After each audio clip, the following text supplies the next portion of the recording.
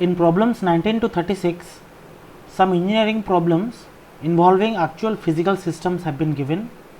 We will first form the mathematical models from the given statement of the problems. Then we will solve the mathematical models and get the results. Then we will interpret the results in physical terms. This process is called modeling. Problem 19. If the growth rate of the number of bacteria at any time t is proportional to the number present at t and doubles in 1 week, how many bacteria can be expected after 2 weeks and after 4 weeks?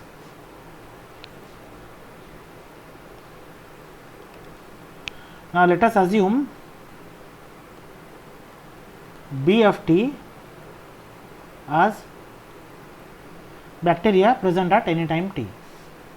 Then, as per the statement of the problem, the growth rate of the number of bacteria is proportional to the number of bacteria present at any time t.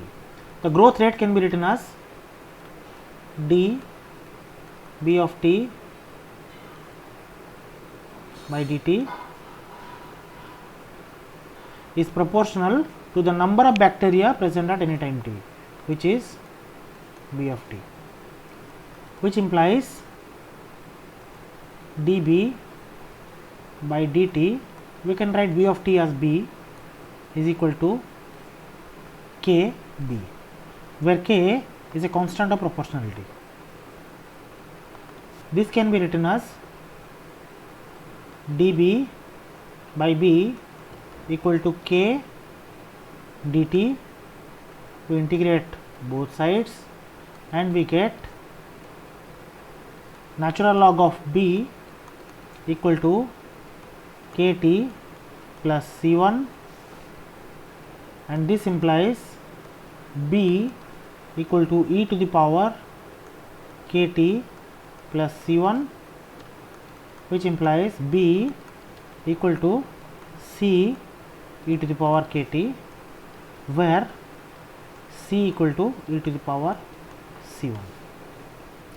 So now we got the general solution of the differential equation that we set up.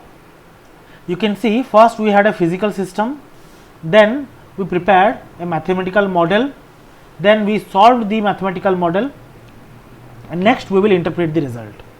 Now in the problem it is given that the number of bacteria doubles in 1 week. So let us assume number of bacteria at time t equal to 0 is B naught. So from here we can write B naught equal to C e to the power K multiplied by T, which is 0. So e to the power 0 is 1, which implies C equal to B naught. That means C, the constant of integration, is B naught, that is amount of bacteria present at time t. So this equation we can rewrite as B equal to B naught e to the power Kt. In the question it is given that after 1 week the number of bacteria has been doubled, that is at t equal to 1 week the amount of bacteria present was 2 of B naught, that is 2 of whatever was present at time t equal to 0. This we can substitute in the equation and we get 2 B naught equal to B naught e to the power K multiplied by 1 for 1 week. This implies we cancel B naught from left and right here, 2 equal to e to the power K, which implies K equal to natural log of 2 equal to 0.6931. Now let us take some time to discuss about the unit of K. Here the unit of K will be weak inverse, because in this equation we substituted 1 in place of t and the unit of 1 was weak. That is why the unit of K should be weak inverse. Whatever unit of time we substitute over here, the K should have unit accordingly. If the unit of time we substitute here is in days, then the k will have unit days inverse. If it is in seconds, k will have unit of second inverse. Since we had taken the unit of time as 1 week, that is why here the unit of k will be week inverse. Now the question is asking how many bacteria can be expected after 2 weeks. So we know amount of bacteria at any time b equal to b naught e to the power kt. So amount of bacteria after 2 weeks will be b of 2 weeks will be b naught, that is amount of bacteria that was present initially, e to the power k is 0.6931 week inverse 0.6931 multiplied by 2. Now since the unit of k was in week inverse, that is why we substituted the unit of time in weeks, that is 2 weeks. So amount of bacteria after 2 weeks will be b naught multiplied by 3.99. We calculated this value, which is b naught multiplied by 4. So after 2 weeks the amount of bacteria present will be 4 times the amount of bacteria that was present in the beginning. Now let us calculate what will happen after 4 weeks. B of 4 weeks will be b naught multiplied by e to the power k, which is 0.6931 multiplied by 4, which will be 16 into b naught. You can calculate. So after 4 weeks the amount of bacteria will be 16 times the initial value. Problem 20. If the birth rate and death rate of the number of bacteria are proportional to the number of bacteria present, what is the population as a function of time? In the question it is given that birth rate is proportional to number of bacteria present at any time t. Here Bt is bacteria present at any time t. Similarly, the death rate of bacteria is proportional to the number of bacteria present at any time t. From this we can write that birth rate equal to any constant of proportionality k1 multiplied by b of t, and similarly for death rate it will be another proportionality constant k2 multiplied by b of t. Now we know that growth or decrease in population, that is rate of change of population, is equal to birth rate minus death rate. So we can write rate of change of amount of bacteria present at any time t, which is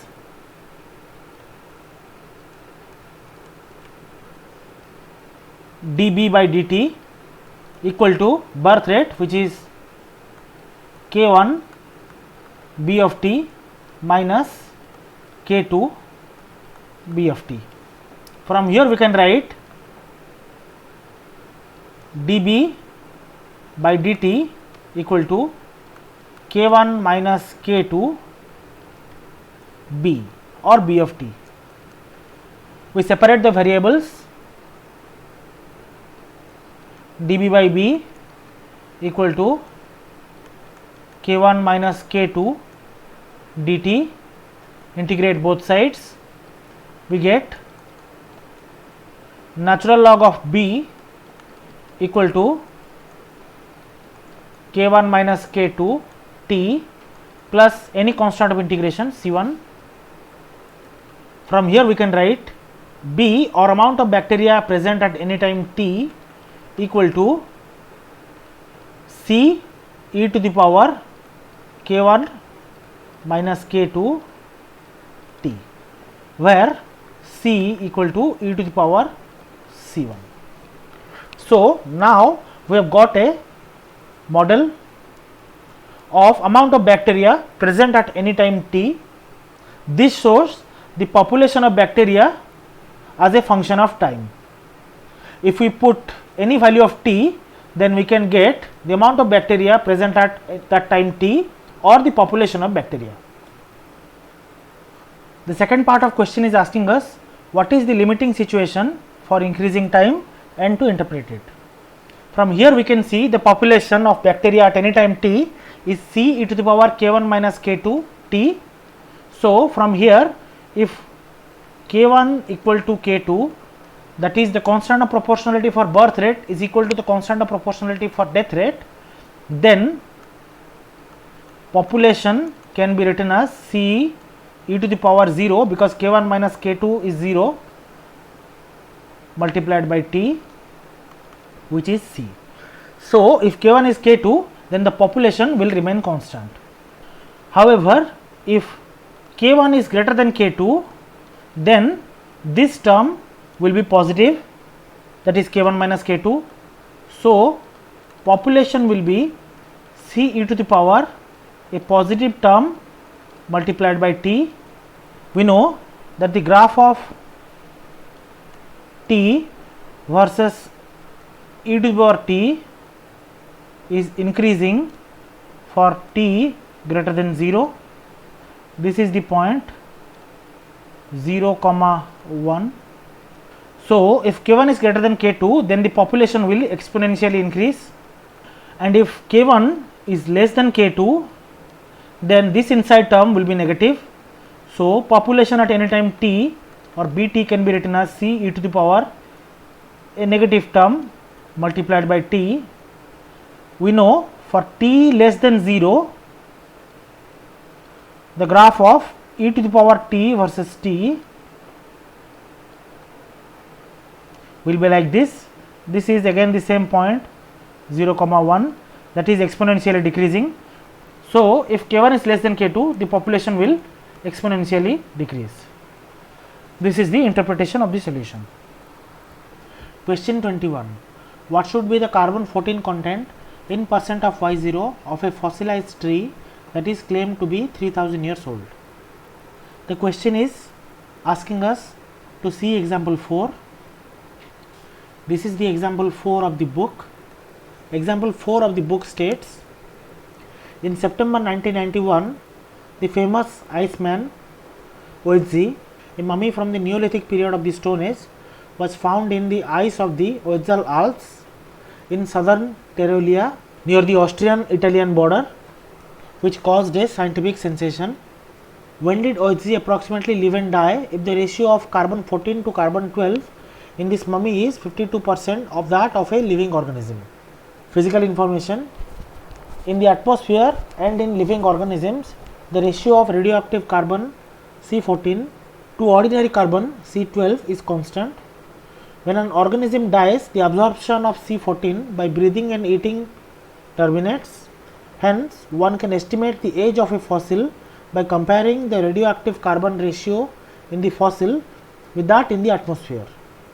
To do this, one needs to know the half-life of C14, which is 5715 years.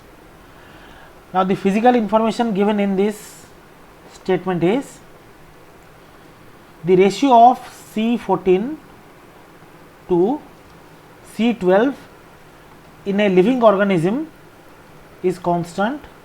However, when an organism dies, this ratio decreases because the amount of C14 keeps decreasing as the organism stops breathing and eating.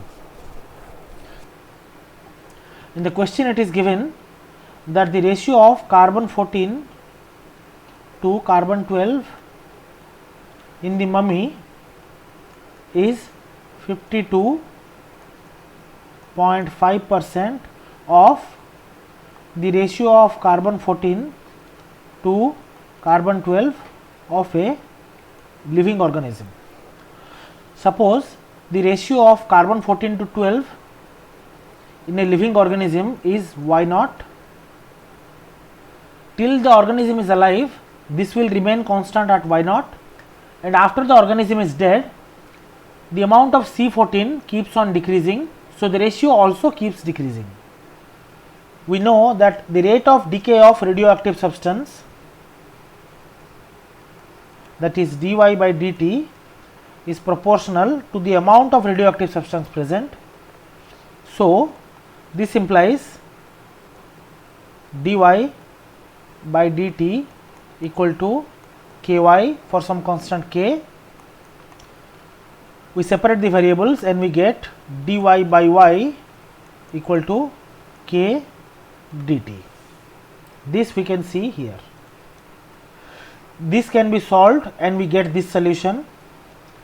Similar type of problems have been done earlier in problem set 1.1 and also in problem set 1.2, and we get this solution, which is the general solution of the differential equation. As we had discussed earlier in other problems, this y naught, this gives the initial value of radioactive substance present, because we can see that if we substitute t is equal to 0, then y will be equal to y naught. That is, at time t0, the amount of radioactive substance present is y naught. Now, we take half life as 5715. Half life is the time taken for decay of half of radioactive substance. So, if we put half y naught in place of y, then the t that we calculate is half life. This has been done here. Y naught equal to e to the power kh, where h is half life, is equal to half of the original substance, that is 0.5 y naught.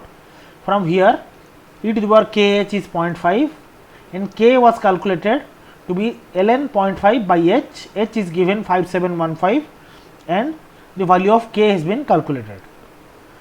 Now, the value of k can be substituted into the general solution to get the particular solution. The particular solution will be y equal to y naught e to the power k, which is 0.0001213 multiplied by t.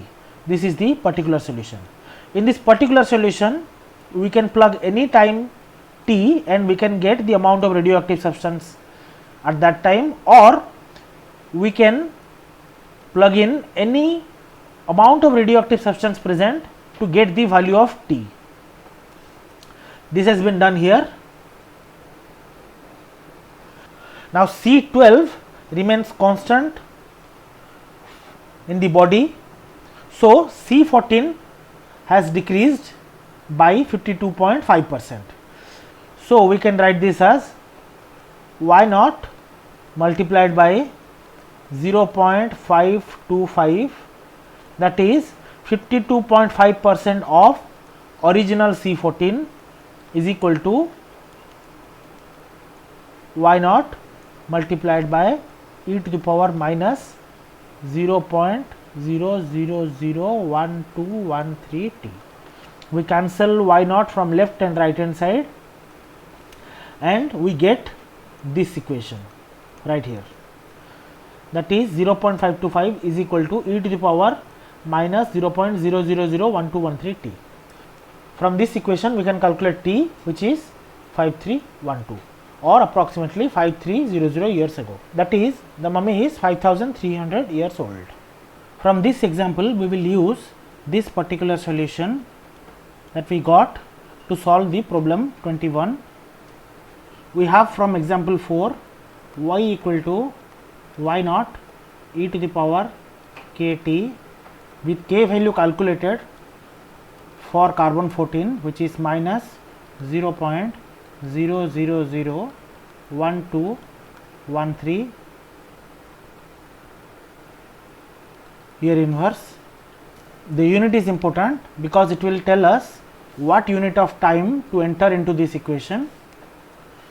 Now, in this problem it is asking what should be the carbon 14 content in percentage of Y0, that is the original carbon 14 content of a fossilized tree that is claimed to be 3000 years old.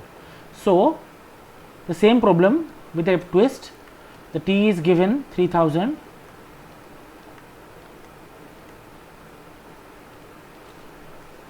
Y equal to y naught e to the power minus 0.0001213.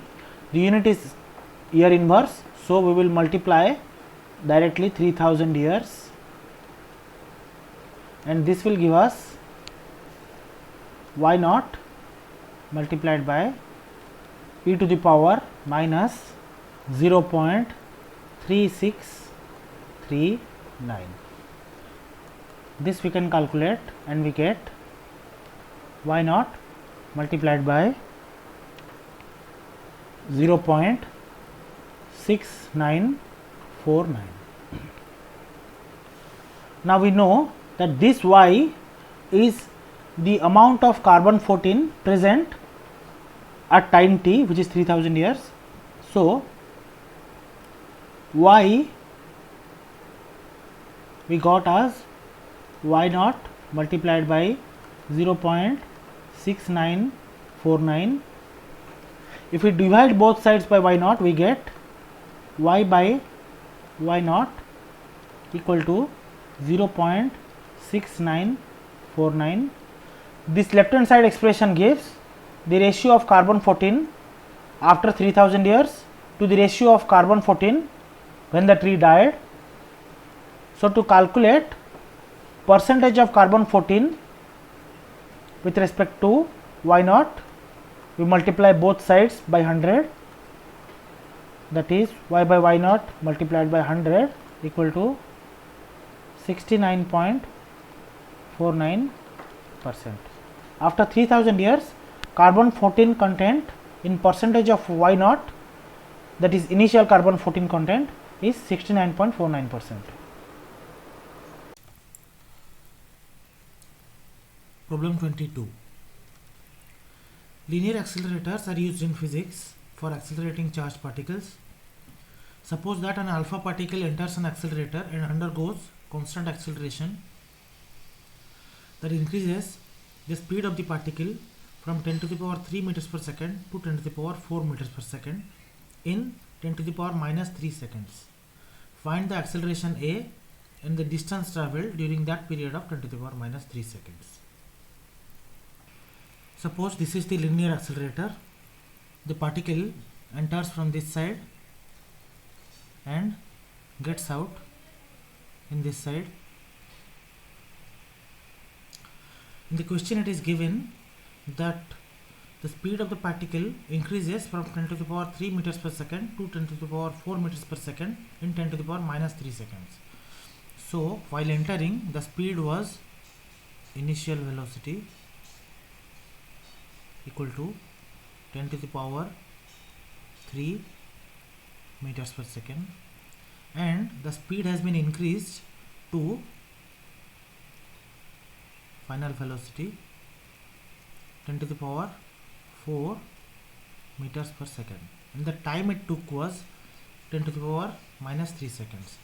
So if we take initial time as 0 seconds, then the final time will be 10 to the power minus 3 seconds. It is saying that the acceleration A is constant, so A equal to constant. The question is asking us to find the value of the acceleration A and the distance travelled during that period of 10 to the power minus 3 seconds. The distance from here till here. Let us assume the distance is x.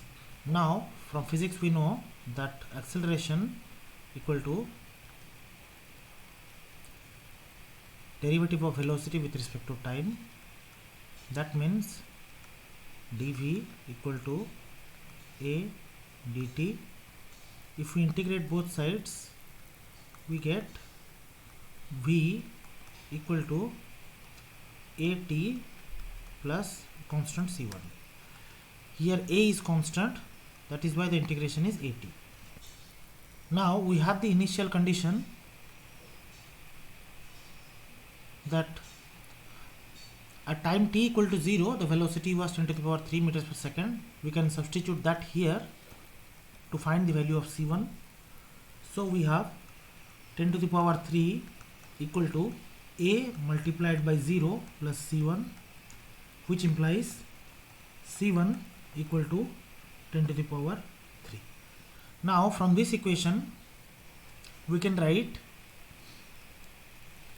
dx by dt equal to at plus c1, because we know velocity is derivative of displacement with respect to time. So dx equal to at plus c1 dt, and we integrate both sides and we get x equal to a t square divided by 2 plus c1t plus c2, because a is a constant. Now we have the value of c1 from here. So to find c2 we will use another initial value condition, that is at time t equal to 0 x was 0, because at starting the distance travelled was 0 and at the end point the distance travelled was x, because we have taken the length of that accelerator to be x. So we can plug that in here, that is at t equal to 0 x was 0. So from here we can write 0 equal to 0 plus c2, which implies c2 equal to 0.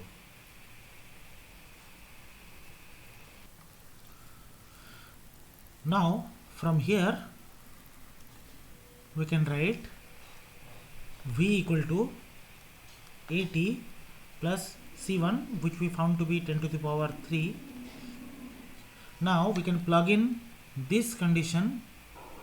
So from here we can write 10 to the power 4 equal to a multiplied by 10 to the power minus 3, that is at time 10 to the power minus 3 the speed was 10 to the power 4 meter per second plus 10 to the power 3. From here we can calculate the value of acceleration. So this will be a equal to 10 to the power 4 minus 10 to the power 3 divided by 10 to the power minus 3, which is equal to 9 multiplied by 10 to the power 6 meter per second square. Now from here we can write that x equal to a multiplied by t square by 2 plus c1, which is 10 to the power 3 t plus c2 is 0.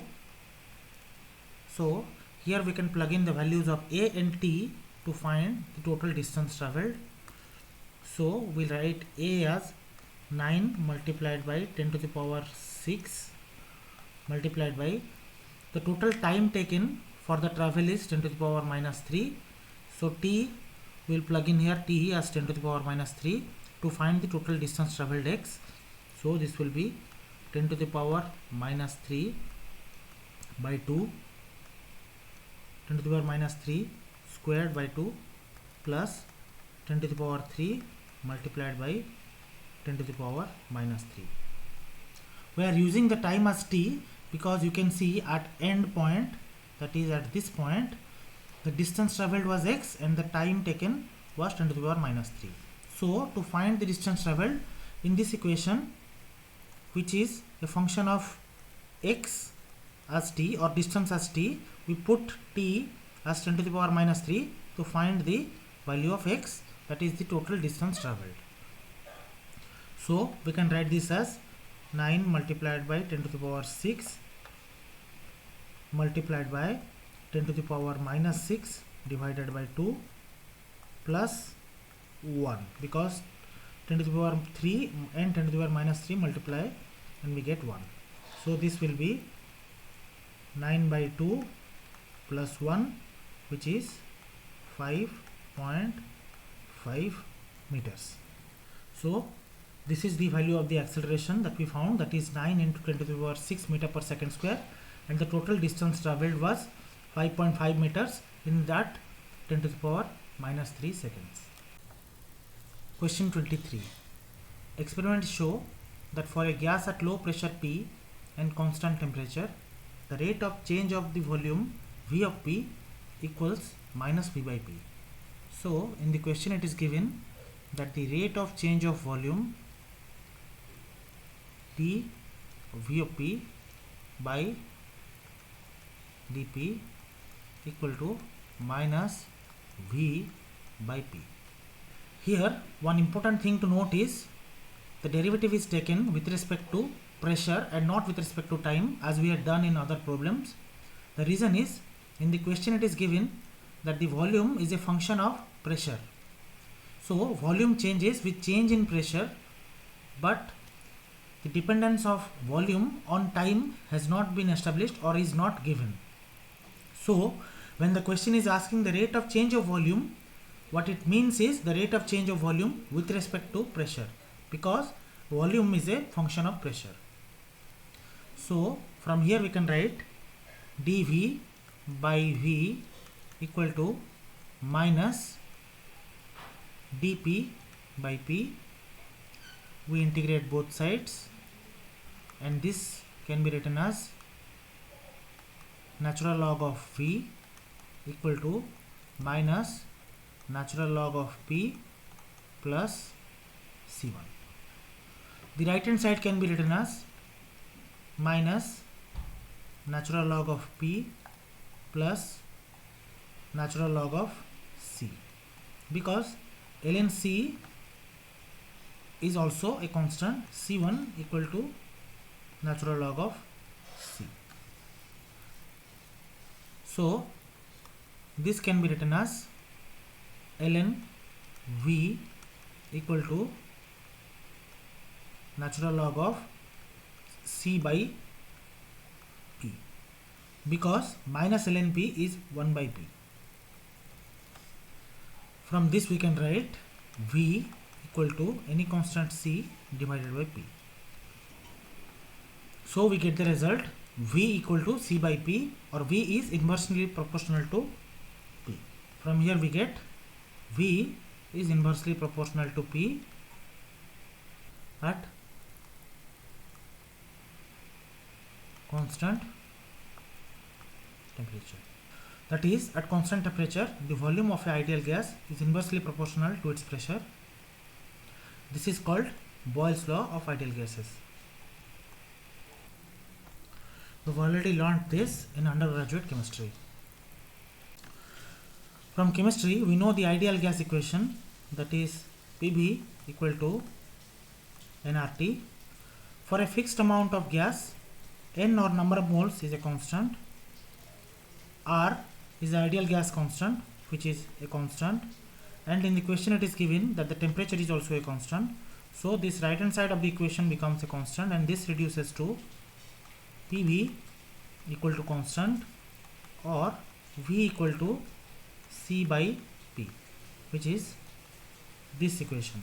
So we know that the result that we got corresponds with the ideal gas law and the ideal gas equation. Problem 24. A tank contains 400 gallons of brine in which 100 pounds of salt are dissolved. Fresh water runs into the tank at a rate of 2 gallons per minute. The mixture, kept practically uniform by stirring, runs out at the same rate. How much salt will there be in the tank at the end of 1 hour? Suppose this is the tank. Now in the question it is given that initially, or at time t equal to 0, the tank had 400 gallons of brine. So brine in the tank was 400 gallon, and inside the brine amount of salt was 100 pound. Now into the tank, fresh water is running at 2 gallon per minute. So fresh water is running at 2 gallon per minute, and at the outlet also salt water is coming out at same rate, or 2 gallon per minute. It is mentioned in the question that the salt water is kept uniform by stirring. So from this we infer that the concentration of salt in the tank is same as the concentration of salt in the salt water coming out of the outlet. First let us assume that y of t, amount of salt in the tank at any time t. Now we have the balance law, which states that rate of change of the amount of salt in the tank is equal to salt inflow rate minus the salt outflow rate. That is salt inflow rate minus salt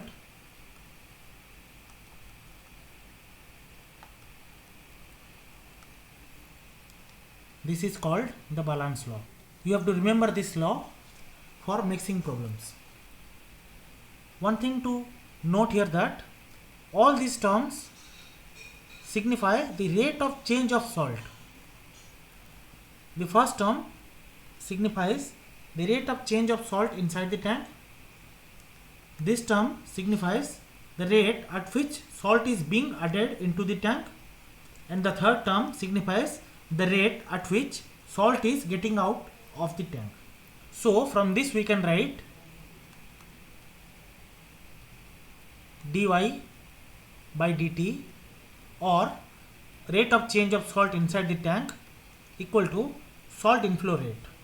In the question it is given that fresh water is running into the tank, so no salt is going inside the tank, so salt inflow rate in this question is 0 minus salt outflow rate. Now since in the question it is given that the mixture is kept uniform by stirring, that means the concentration of salt inside the tank is same as the concentration of salt of the brine that is getting out of the outlet. Now since 2 gallon of fresh water is going into the tank every minute, and same volume of brine is going out of the outlet every minute, that means the volume of the brine remains constant throughout the time. That is, at any time the volume of the brine inside the tank would be 400 gallon, because volume of the water getting inside the tank is same as the volume of the brine getting outside the tank. Only the concentration of salt is changing, because fresh water is being added and salt water is being taken out, but the volume of the brine is kept constant throughout the time. So at any time t, the volume of the brine will be 400 gallons, and the amount of salt we had initially assumed to be y of t. Now we know that the 400 gallon of brine that is inside the tank has y pound of salt dissolved in it at any time t. This we had assumed initially. So the 2 gallon of brine that is coming out of the tank per minute has y divided by 400 into 2 pound of salt. This much salt is coming out every minute. So this is the salt outflow rate, that is y by 400 into 2 pound of salt is coming out every minute. So we will write here 2y by 400, or the right hand side can be written as minus y by 200. Now We separate the variables and we write dy by y equal to minus 1 by 200 dt, or this can be written as minus 0.005 dt.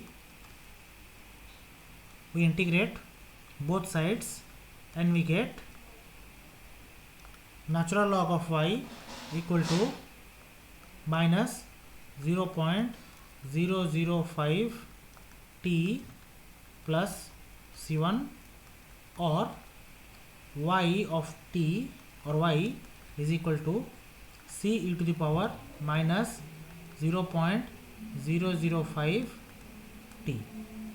This is the general solution of the differential equation. We have the initial value condition from the question that at time t equal to 0, the amount of salt in the tank is 100 pounds.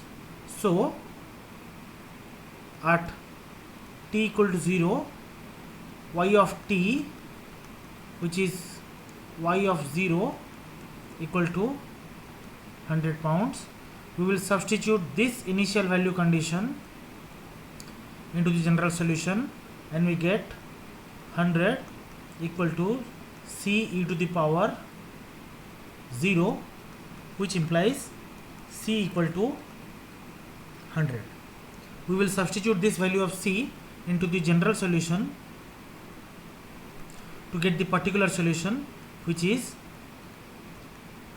y of t equal to 100 e to the power minus 0.005 t. Now let us discuss about the unit of t in this equation. We had calculated this amount of salt is coming out of the outlet per minute. So in this equation, the unit of salt outflow rate is pound per minute. So the unit of time is in minute. So the resulting solution also has unit of time in minutes. Now the question is asking how much salt will there be in the tank at the end of 1 hour. This equation is giving amount of salt at any time t. So if we insert the value of time in this equation, then we can get the amount of salt present in the tank at t equal to 1 hour or 60 minutes. Y of t equal to 100 multiplied by e to the power minus 0.005 multiplied by 60, because we have to put the unit of time in minutes. This is equal to 100 multiplied by 0.7408 pounds, because we can see here the salt output rate was in pounds per minute. So the unit of amount of salt is in pounds. This is equal to 74.08 pounds.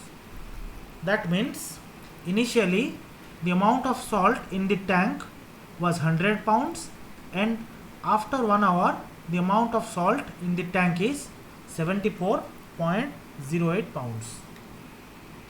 So this is the answer. Problem 25. A thermometer reading 5 degrees Celsius is brought into a room whose temperature is 22 degrees Celsius. 1 minute later, the thermometer reading is 12 degrees Celsius.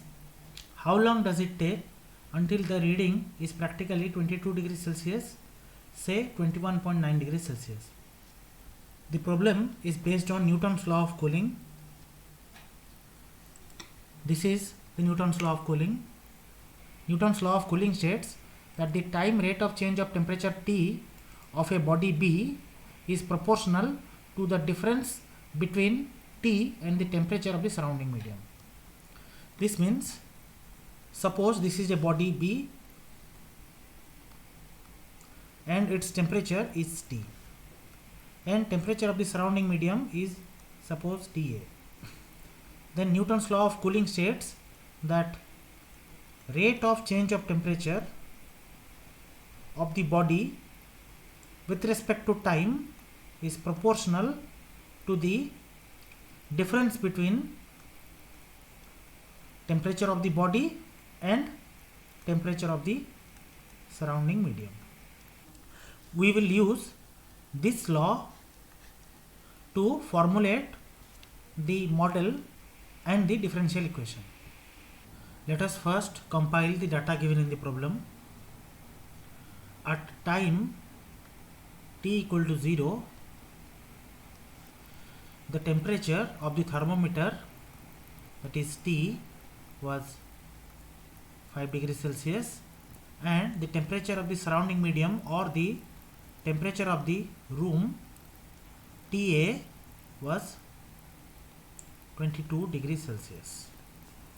After 1 minute, that is at t equal to 1 minute, the temperature of the thermometer increased to 12 degrees Celsius and the temperature of the surrounding medium is still 22 degrees Celsius.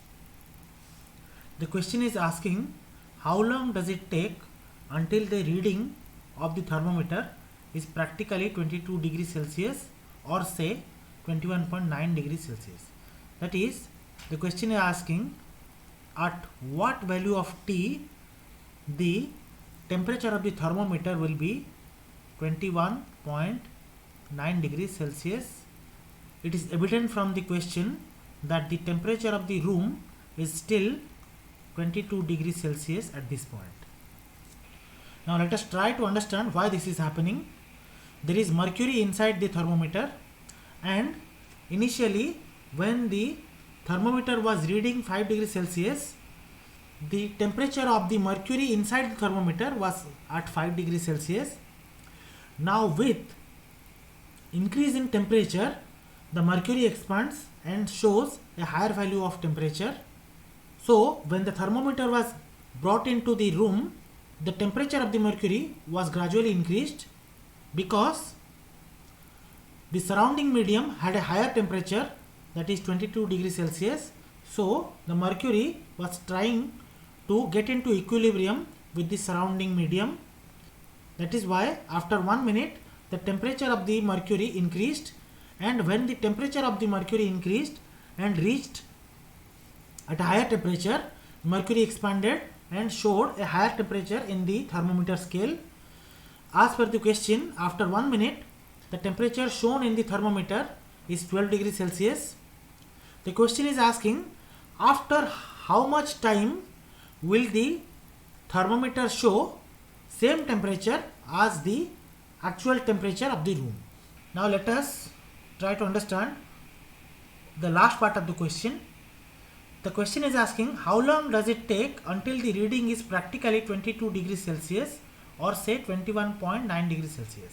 The question is asking us to calculate the time it will take to reach the temperature of 21.9 degrees Celsius, because as we will see after solving the problem that to reach the temperature of 22 degrees Celsius it will take infinite amount of time.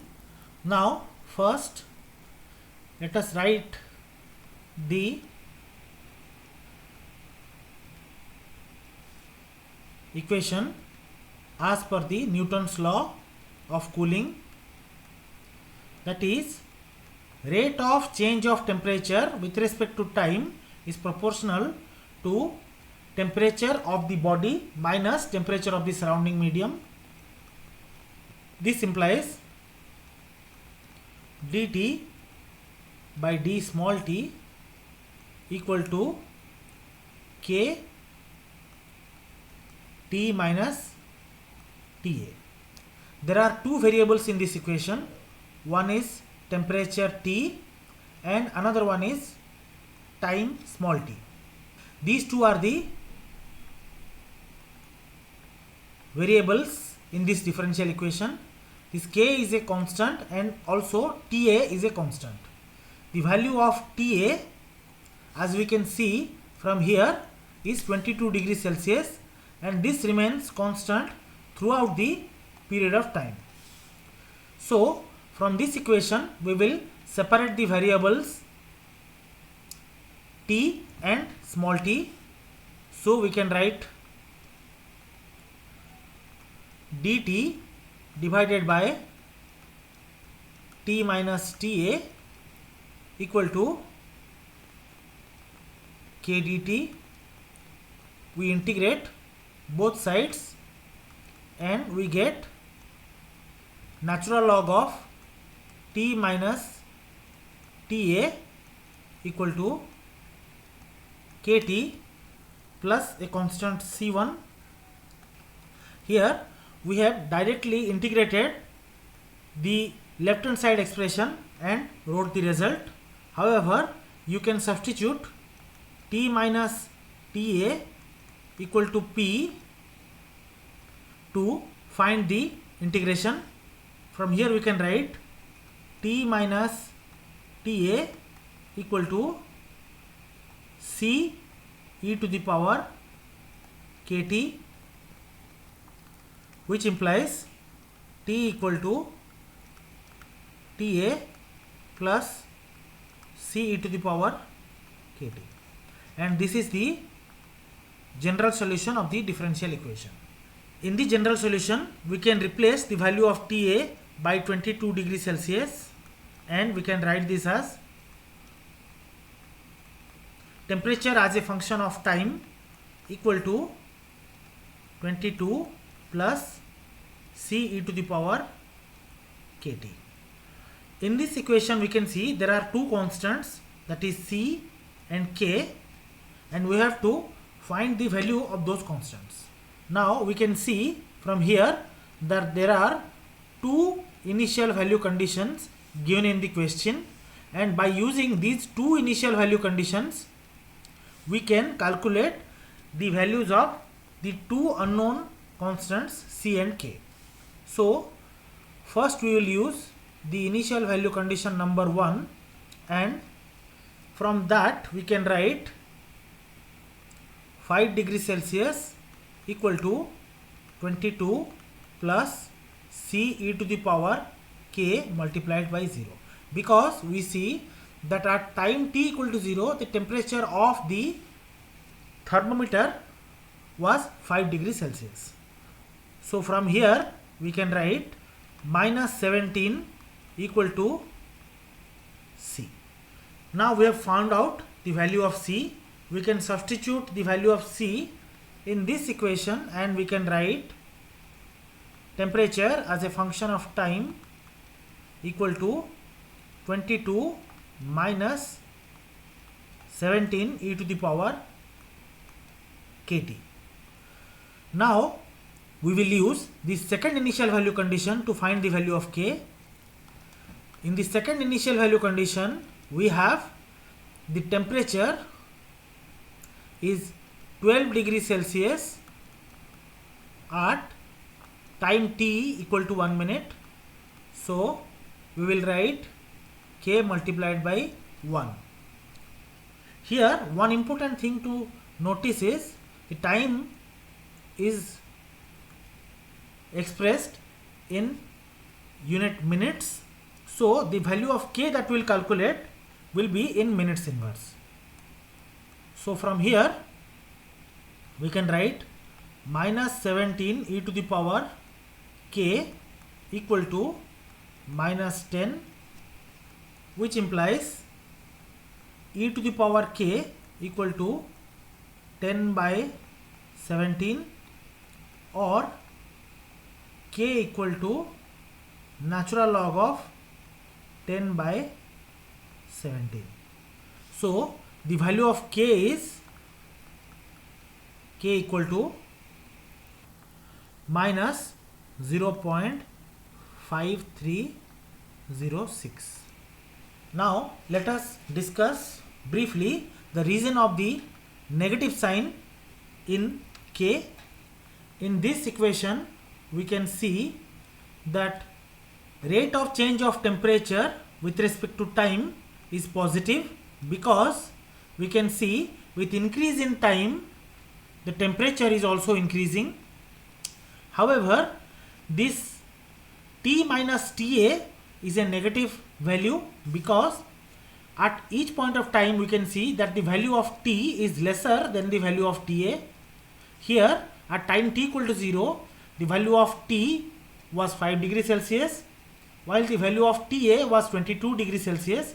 So this T minus TA is a negative quantity, whereas d capital T by d small t is a positive quantity. So we can naturally see that the value of K should also be negative for this equation to be satisfied. That is why here we see that the value of K that we got is negative. Now we can put the value of K in this equation and we can write temperature as a function of time equal to 22 minus 17 e to the power minus 0.5306 T. This equation gives us the value of temperature as a function of time. That is, we can put any value of time in here and we will get the value of temperature of the thermometer as a function of time.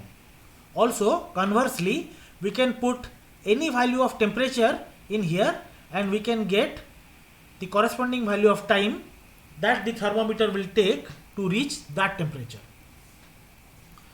As per the question, it is asking us how long does it take until the reading is 21.9 degrees Celsius. So we will put that in this equation and we can write 21.9 equal to 22 minus 17 e to the power minus 0.5306 T.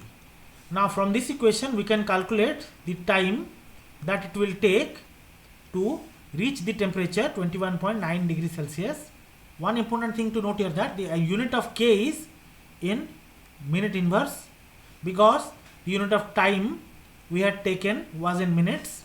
So now we can write minus 17 e to the power minus 0.5306 T equal to minus 0.1, which implies e to the power minus 0.5306 T equal to 0.1 by 17, which implies T equal to natural log of 0.1 by 17 divided by minus 0.5306, which is equal to 9.679.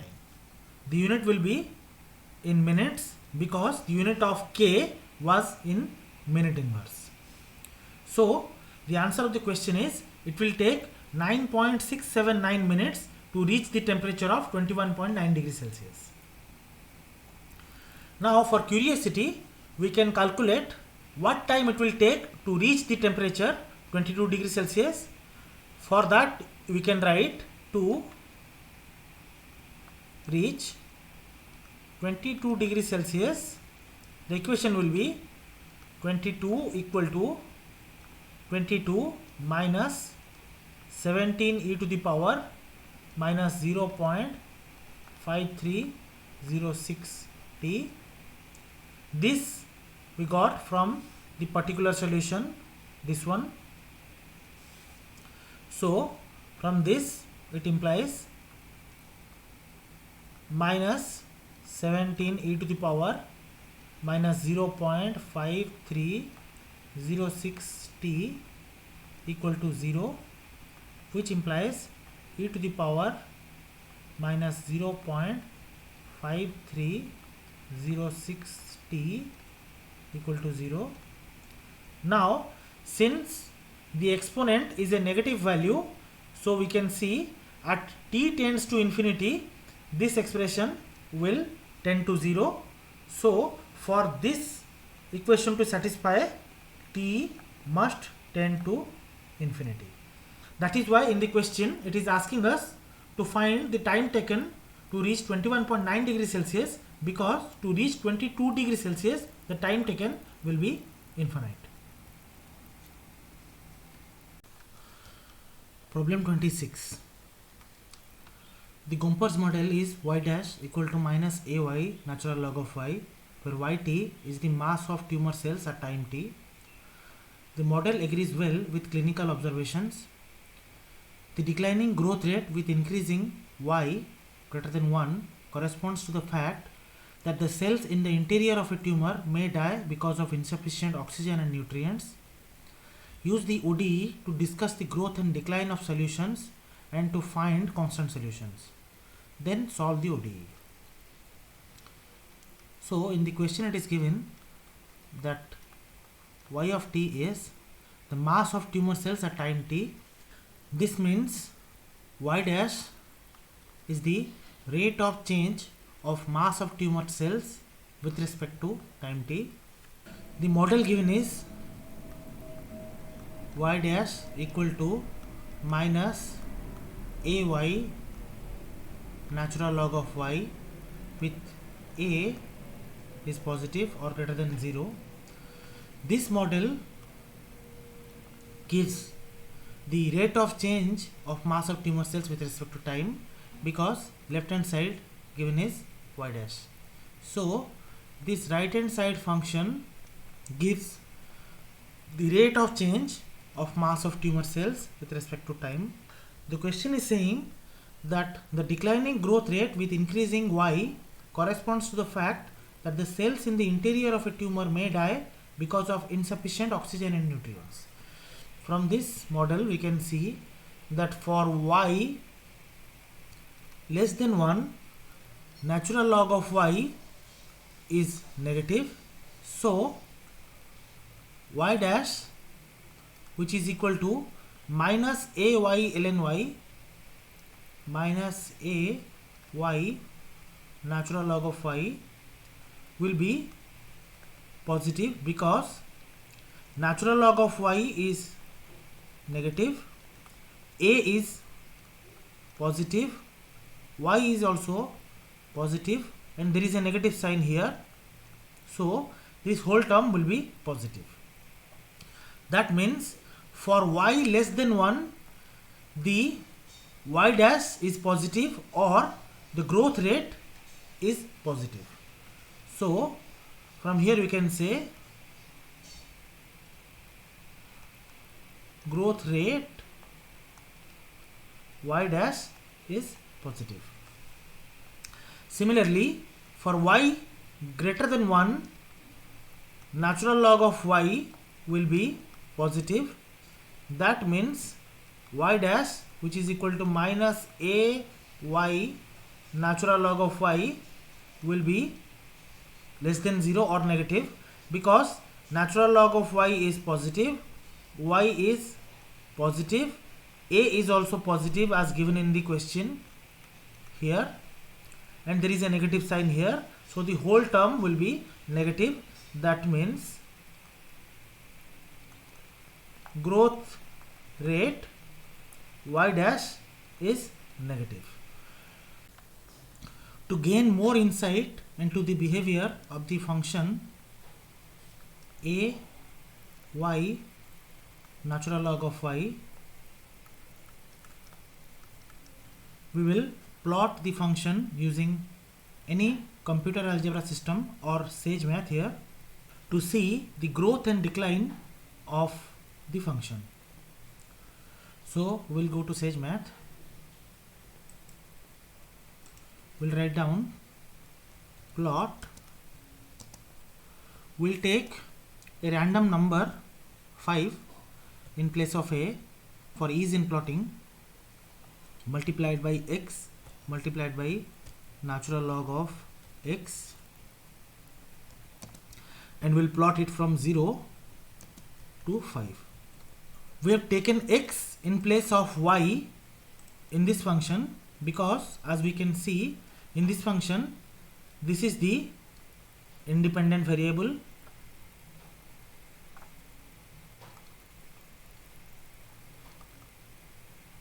and usually x is the independent variable in functions and y is the dependent variable in functions. So to avoid confusion, we have taken x while plotting.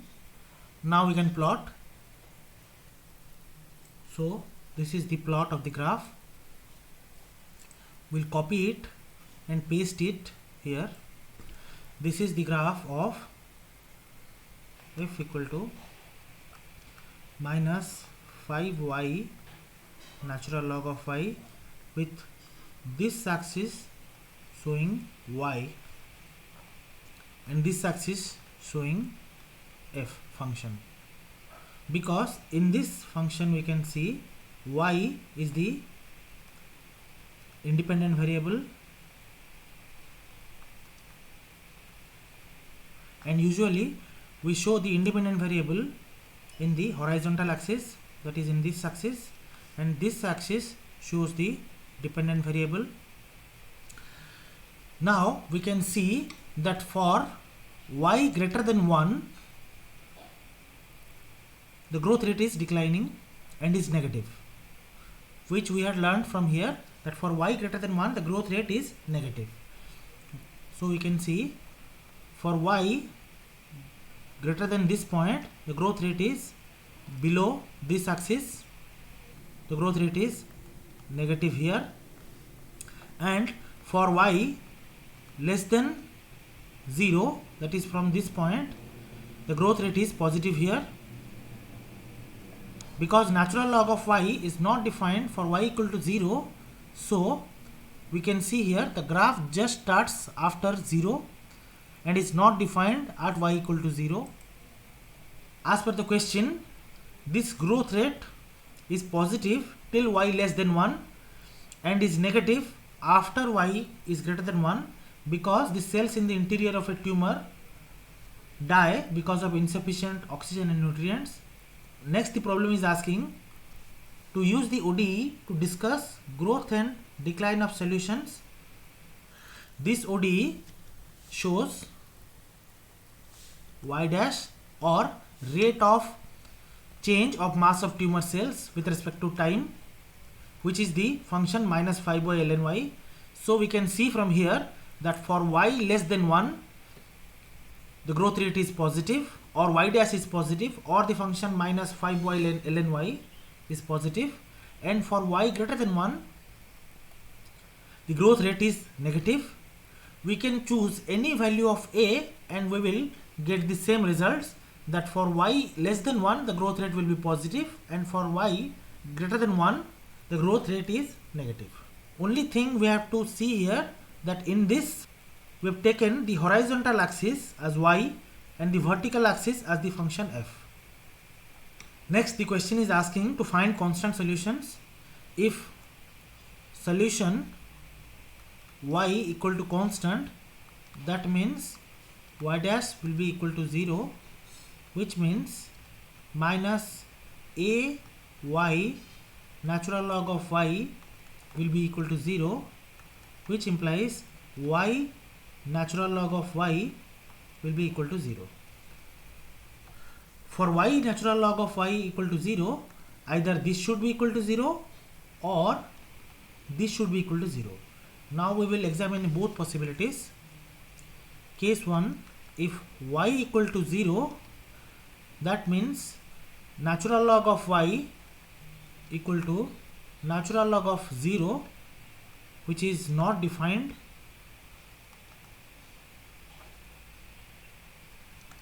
because ln 0 is not defined. So in here, if we put y equal to 0, then the second term natural log of y is not defined, so y cannot be equal to 0, as we have seen from this graph that the solution starts just after y equal to 0. So we'll take the second case, that is natural log of y equal to 0.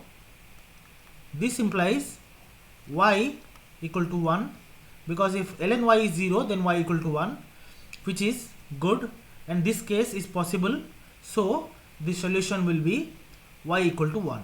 So this is the solution. The constant solution is y equal to 1. This is the constant solution.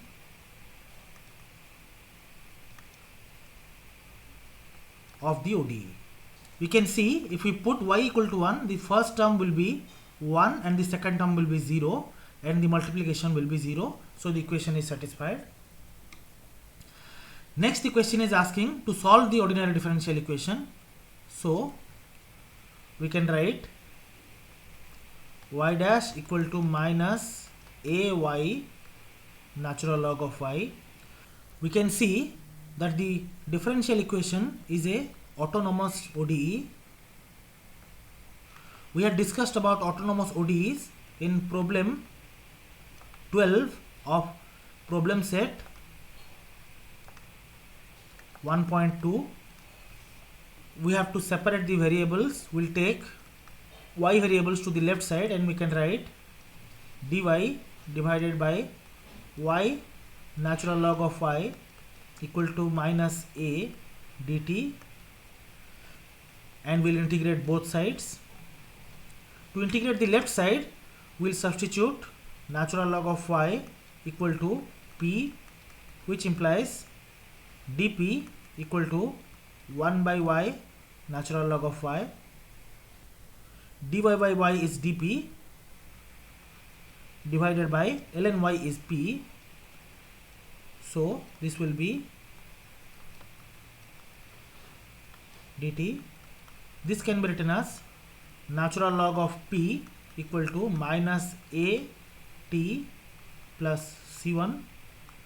Now we'll replace p by natural log of y and we can write ln of y equal to minus at plus c1.